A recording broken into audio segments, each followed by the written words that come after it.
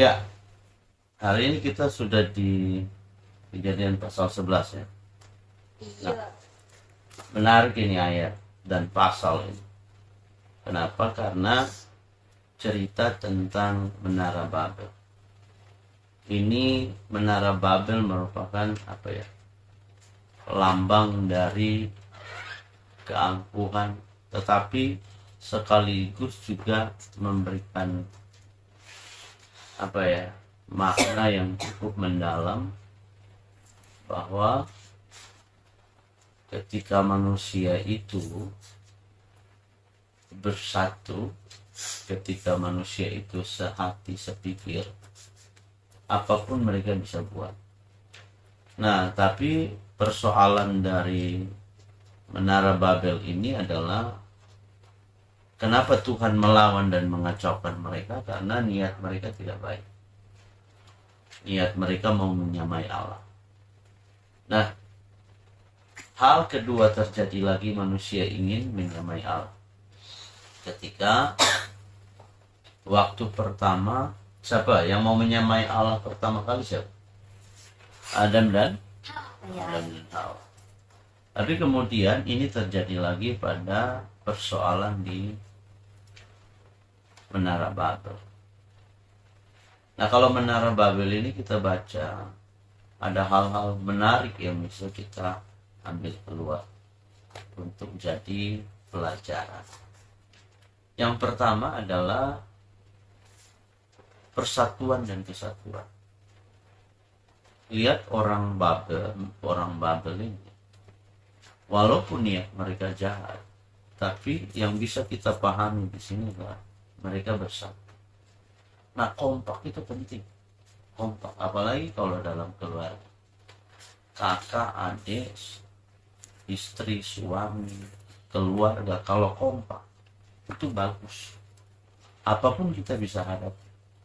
Apalagi kekompakan itu kita libatkan Tuhan di dalam. Apalagi kalau kompak itu dalam hal kebenaran. Kompaknya itu dalam hal memuliakan Tuhan. Kompaknya itu dalam hal menjadi berkat atau memberkati satu sama lain. Nah, ini jadi sesuatu yang luar biasa. Nah, kalau cerita itu kan dibilang bahwa mereka, adapun manusia itu satu bahasa, logatnya cuma satu. Nah, artinya ya sama juga kayak orang di tiap keluarga atau setiap bangsa, setiap suku. Ini kayak keluarga kita, kalau kita kompak, contohnya ya, kita mau buat sesuatu, kerjasama semua, kompak semua, kita lakukan dengan bahu-membahu, bareng sama-sama, maka pasti berhasil. Pasti berhasil. Kenapa? Karena kita saling mendukung, saling menolong, saling memberikan ide jalan keluar, kita saling memberikan pengertian. Jadi kalau kita itu bisa kerjasama dengan baik, kata Alkitab bilang begini, kesanalah Tuhan perintahkan berkat. Berkat-berkat itu dicurahkan. Berkat-berkat dicurahkan. Kalau kita kompak, kalau kita sehat, kata Alkitab juga bilang bahwa jika 2-3 orang berdoa meminta sesuatu, dia Tuhan akan menjawab. Itu artinya Tuhan itu sangat peduli dengan kesatuan. Tuhan itu sangat setuju dengan kesatuan, kekompakan. Tuhan itu sangat setuju dengan kerjasama, kerja tim. Tuhan setuju dengan gaya itu. Tetapi yang penting kerjasamanya itu harus dilandasi kebenaran dan untuk memuliakan Tuhan.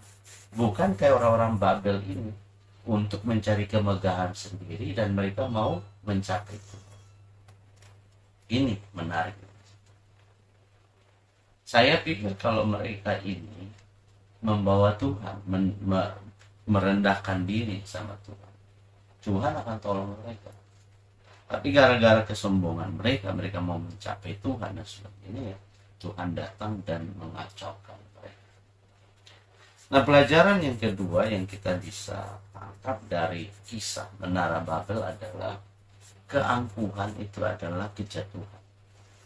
keangkuhan atau kesombongan ingin menyamai Allah itu sama dengan equal atau sama dengan kejatuhan.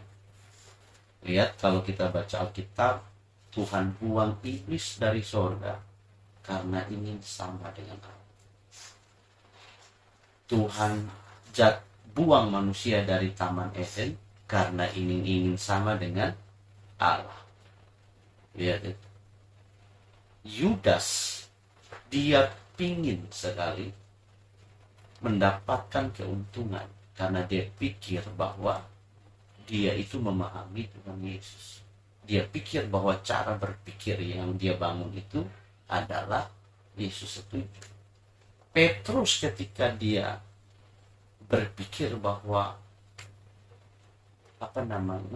kisah Petrus itu, lalu Yesus menghardiknya dan dia bilang, iblis pergilah. Makanya semua yang ingin menyamai Allah, yang ingin lebih tinggi dari Allah, yang memberontak terhadap Allah, semua yang tidak tunduk kepada Allah pasti dijatuhkan. Makanya kita itu diajari untuk rendah hati, berdoa, merendahkan diri. Bahkan Alkitab bilang begini, tunduklah kepada Allah, lawanlah iblis, maka dia akan lari daripadanya. Jadi ternyata tunduk kepada Allah itu mengakibatkan Allah itu memenuhi hidup. Lihat itu. Kalau kamu tunduk kepada Allah, kalau kamu mau belajar, kamu berdoa dan bilang bahwa Tuhan, buat saya jadi berhasil. Ketika kamu mau memperjuangkan sesuatu, Tuhan, tolong saya supaya saya berhasil. Bukan untuk kemegahan kamu, tetapi kamu mau membuktikan bahwa perjuangan kamu tidak sia-sia kalau dengan Tuhan. Jadi, maka kalau di dalam pelajaran, dalam perjuanganmu di sekolah, ingat berdoa. Tundukkan hatimu kepada Tuhan. Maka kamu bisa melihat nanti Tuhan buat kamu jadi berbeda. Tapi kalau merasa gagah, merasa pintar, merasa mampu, merasa hebat, mengandalkan cara-cara yang lain, itu jatuh. Jangan sombong dan merasa pintar, merasa bisa. Ya. Jangan merasa kita itu adalah orang yang mampu. Tetapi tundukkan hati, rendahkan diri, lalu berdoa. Nah, Alkitab itu mengajar kita bahwa hanya dekat Allah saja kita, dekat Allah saja aku, hanya dekat Allah saja aku tenang, sebab dari sanalah pertolonganku. Ada lagu bilang begini, kulayangkan mataku ke gunung-gunung, dari manakah akan datang pertolonganku? Pertolonganku datangnya dari Tuhan yang menjadikan semesta. Ia takkan membiarkan kakimu goyah, penjagamu tak akan terlelap. Dia menjagamu dan dia nah itu artinya gini, sadar bahwa tanpa Tuhan itu kita bukan apa-apa. Kita boleh pintar, kita boleh apa saja, tetapi merendahkan diri kepada Tuhan itu lebih dari segala-galanya. Merendahkan diri itu gini, kamu meminta Tuhan untuk menyertai kamu, menolong kamu, menjadi yang utama. Jadi dalam belajar, dalam berjuangmu untuk menuju berhasilmu, libatkan Tuhan. Nah, Babel ini jadi persoalan karena mereka mau menyamai itu. Jangan. Nah, itu yang pertama adalah persatuan. Yang kedua, kita tidak boleh menjadi sombong. Nah, karena ketika kita jadi sombong dan kita mau menyamai Tuhan, maka yang menjadi musuh kita adalah siapa? Tuhan jadi musuh. Kalau Tuhan yang musuhin kita, kelar hidup kita, selesai. Nah, persekutuan dan berdoa menjadi yang pertama, kita harus memelihara Kalau kita kompak itu bagus, orang lihat pun senang. Kompak, memahami bahwa orang lain, saudara kita punya kekurangan, tetapi kita menerima dia punya kekurangan, dia punya kelebihan. Kita tidak terlalu menuntut yang baik. Yang kedua itu jauhkan diri dari kesombongan. Dan yang ketiga, jangan bermegah atas kekuatan sendiri. Lihat orang-orang Babel itu, mereka bermegah karena mereka satu bahasa, mereka adalah orang-orang yang kuat, cerdas, dan sebagainya. Orang pintar tidak boleh bermegah karena dia pintar. Orang hebat tidak boleh bermegah karena dia hebat. Tapi hendaklah dia bermegah karena siapa? Karena Tuhan.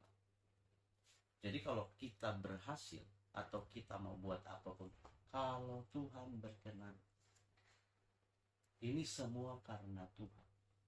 Ini berkat Tuhan. Ini pertolongan Tuhan. Makanya kita ngomong itu tidak boleh sembarang, harus hati-hati.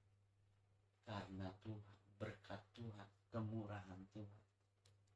Makanya kadang-kadang kalau kita ketemu orang yang terlalu rohani gitu, puji Tuhan terus penuh dengan mulut. Ya bagus juga, tapi kadang-kadang agak berlebihan. Tapi itu namanya mengakui Tuhan dalam segala lakumu. Amsal bilang begini, akuilah Tuhan dalam segala lakumu, supaya ia meluruskan jalan kamu. Kalau kita mengakui Tuhan dalam segala bentuk yang kita alami, kita raih, kita capek, kita terima, maka Tuhan akan membuat jalan-jalan kita jadi baik. Kita sehat-sehat, walaupun sakit, tapi tetap saja baik-baik keadaan. Tapi Alkitab bilang begini, Tuhan menaruh orang-orang sombong di tempat-tempat yang licin. Sekali jatuh mereka tidak pernah bisa bangun lagi. Itu hebatnya tuh. Orang sombong ditaruh di tempat yang licin. Jatuh dia kayak perabot yang bisa pecah, jatuh, pecah, dan hancur. Tapi orang-orang yang dekat Tuhan, mengandalkan kekuatan dari Tuhan, mereka mengalami hal-hal tertentu. Bisa sakit, bisa mengalami kerugian tapi mereka akan tetap baik-baik saja. Mereka baik-baik saja. Baik-baik saja keadaan.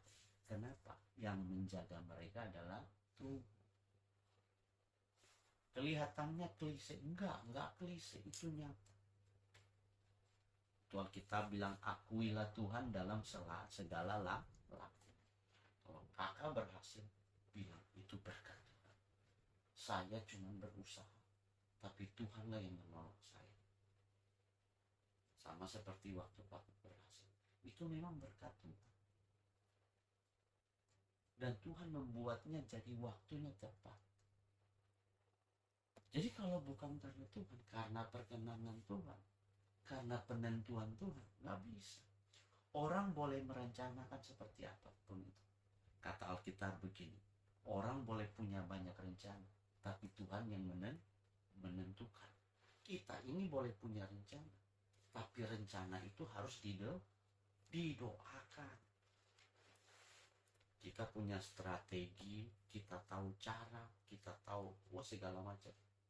Mungkin kalau kita mau ujian sudah belajar semua, tiba-tiba yang keluar soalnya lain. Puyeng gak lu? Puyeng. Tapi kalau Tuhan menolong kita, kita belajar lagi, tapi kita diberikan daya ingat yang baik. Nah, saya pernah cerita kalau dulu tuh saya pernah nggak naik kelas, bodoh, sering ditampar guru. Itu tamparin tangan itu ada, mata menyala, bang. Lalu apa yang saya buat? Pagi-pagi jam 4 saya bangun, mama saya kasih bangun saya, dia siapin baskom, nota baskom. Dia isi air di dalam, saya ceritakan. Dia taruh kaki saya ke dalam. Dia kasih buku, saya baca. Mata menyala. Des, paginya saya pintar. Pintar kenapa? Malam-malamnya saya udah berdoa. Tuhan, tolong saya. Saya bodoh. Saya sering ditampar guru. Tuhan, nangis-nangis. Anak kelas 4 SD nangis-nangis gara-gara sering ditampar guru, berdoa. Dan saya lihat mujizat. Catur bulan pertama tahun 80-an itu catur bulan, setahun itu 3 kali ujian. Catur bulan pertama saya nggak ada dalam ranking, saya korban tamparan. Korban tampar, korban pukulan, bang. Itu kalau pukul pantat menyala pantat, ditampar. Catur bulan kedua saya ranking 4. Ranking 4. Kemudian saya ranking 2 dan ranking 1. Saya mengakui bahwa itu perbuatan Tuhan. Karena aslinya saya gak seperti itu. Aslinya saya gak seperti itu. Tuhan hebat dalam membuat mujizat. Nah karena itu tiap orang tidak boleh sombong karena dia kuat, sombong karena dia sehat, sombong karena dia mampu atau dia kaya. Tuhan bisa hancurkan. Kata Alkitab, Tuhan yang menanam, Tuhan yang menumbuhkan. Tuhan bisa menghancurkan, Tuhan juga bisa membangun. Nah itu Babel, cerita tentang manusia yang mengandalkan kekuatan. Kalau dia mengandalkan Tuhan, mungkin agak sulit, tapi dia akan lewat. Dia akan kuat dan dia akan menang. Berat, susah. Jadi kalau kita berdoa, menaruh harapan sama Tuhan Yesus itu aja.